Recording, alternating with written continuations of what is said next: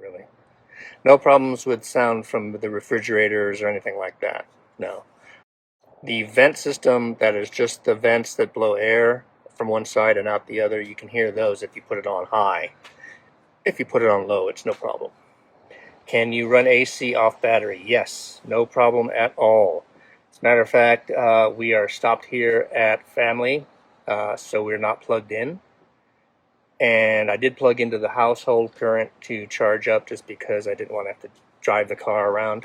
Remember, you can drive the car and use your gasoline and it will run the second alternator, or you can leave it parked and run your second alternator and it will charge the battery. You can also plug into a household, and you can actually charge from a household. It's really slow on a household, but you can do it. And of course, if you are at some place that has 30 amp, you can plug into there and that'll charge really fast. So, and we have not always been at 100% because we're, wherever we are, and when we put the air conditioner on, we could technically run the AC all night, no problem. No issues at all without it being plugged in. We spent one night in a casino parking lot, and no, I don't gamble, but it was a cheap, free place to park, and it was nice, and it had security everywhere. And we were not plugged in, we had the AC on, it was fun. No issues. And of course, the next day we're driving, so it went to 100% pretty quickly. So, how do you like the refrigerator? I like the refrigerator, it's fine. I have no problems with the refrigerator. I can see why people might want the, what was it called? Norcold, or whatever it was, where the freezer's on the bottom and there's a refrigerator on the top. And the advantage to that one is you could have the refrigerator on both sections. You can have the refrigerator on one section. Oh, that's running. You can have a freezer on both sections, freezer and a refrigerator, just like you can flip it all over the place. The problems I've always had with that is I have to bend down to get to the freezer stuff. And I've had a fridge at home that was that kind of thing, and I hated it. Couldn't stand it. I like to have the freezer on top. I can open it up. I can get what I want.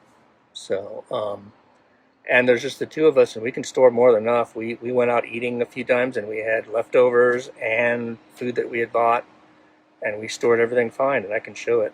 So let me walk you around a bit.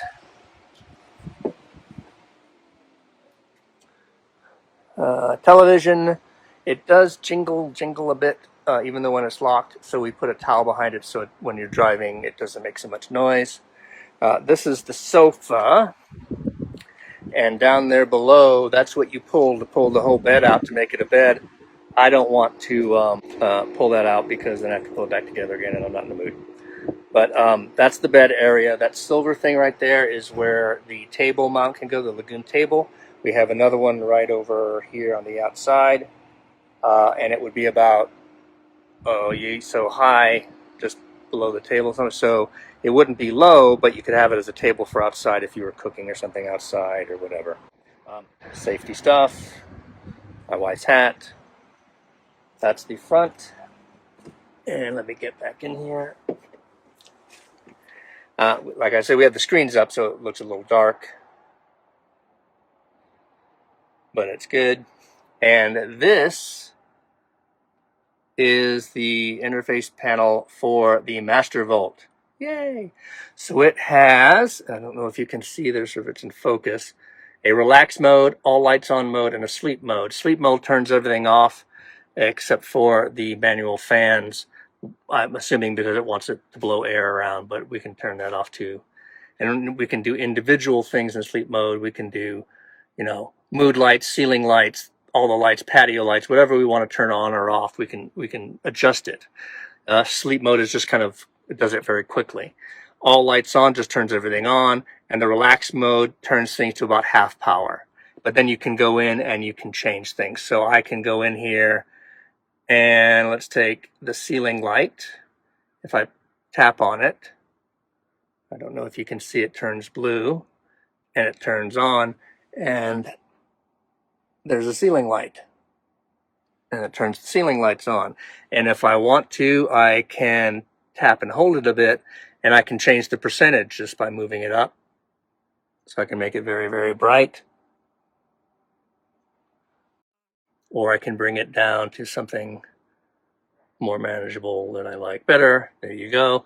And you'll notice I'm still in sleep mode, but I put the lights on. So you can override anything. These are just kind of quick panels, so I can just quickly do something. If I press it again, I can turn the ceiling lights off completely, and it's off. So this is battery power right here. I do not have it connected in, so that's why you don't see volts or hertz or amps or kilowatt hours. If it was plugged in, it would give me readings. And the nice thing with the battery power is I can look at actual amp hours remaining and stuff, and how many days I have left. So right now, because I'm not using any power, obviously, time remaining 4 days and 12 hours. I don't know if you can see that, but there you go. One thing we are trying to figure out, not just us, but Mastervolt as well, is the percentages are right and the batteries are right. So each battery is 460 amp hours, and the Mastervolt guy actually came in to test it to make sure. So we knew that was exactly right. And the percentages go up to 100% and everything's right. And he read it on his little machine and everything was perfect. But for some reason, the software is not showing the correct amp hours. So if this was at 100%, it should be reading not 920 amps, because that would be full power without any safety. So it's about 15%. They actually set it up to be 15% less than the 920 amps, just for safety reasons, so you don't destroy your lithium batteries. So that's something like 783 amps, I think. And it was only reading like 640 amps at full power. And so I was like, hey, is it not, are the batteries not working? What's going on? But apparently that's not it. It's the software is not converting the watt hours correctly to show amps. Mastervolt uses, what's it called? SOC, state of charge.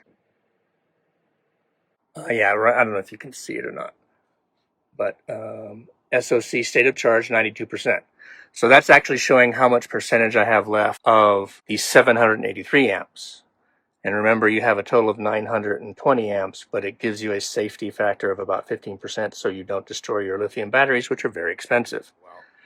RJ, you're asking about the seatbelts. Okay, seatbelts was the one big, huge disappointment. They have all the testing. I think all the testing is actually done and approved. The problem is they don't have the legal paperwork yet, so they can't put anything in yet. And we still have issues with supply chain, so they don't have all the parts. So they couldn't put anything in. Even if they had gotten the legal paperwork done, they wouldn't have had the parts to put it in anyway. So we couldn't get the seatbelts yet. So we're going to have to make a trip at some point to put the extra seatbelts. So of course the seatbelts for Ford are there, the driver and the passenger side, but not for the sofa. We don't have seatbelts for that yet. So we're hoping to get that. September, October, November, whatever we can get back up there, we'll see. Cool. So if you are plugging into 30 amp, all you got to do is right over here, press on that 30 amp button, and it will set everything up for 30 amp, basically. So I was hooked up to 15 amp household, so I'd press that, and I have it set for a little lower than the 15 amps. So there were voltage fluctuation, which you can get a lot in household current. So I lowered the amperage to 12, and it was able to stay on without turning off all the time. Because the watchdog will block the current if there's a lot of fluctuation, because that's bad for your batteries and your system.